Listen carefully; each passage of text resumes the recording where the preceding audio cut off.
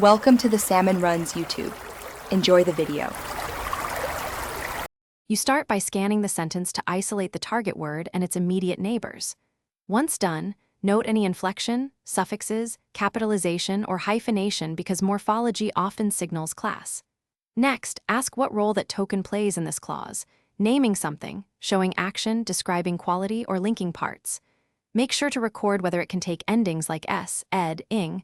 Those endings often reveal verb or noun behavior. Begin tests now. Don't wait to confirm the basic form.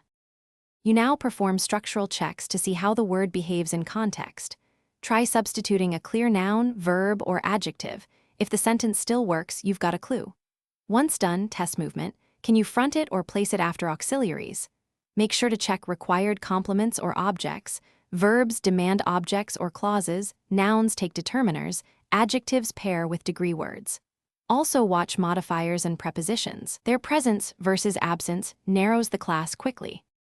You finish by confirming the label through agreement and distribution. Check tense for verbs, number for nouns, and comparative forms for adjectives. Once done, validate with a reliable dictionary or a POS tagger when available. Those tools help for derived or rare forms.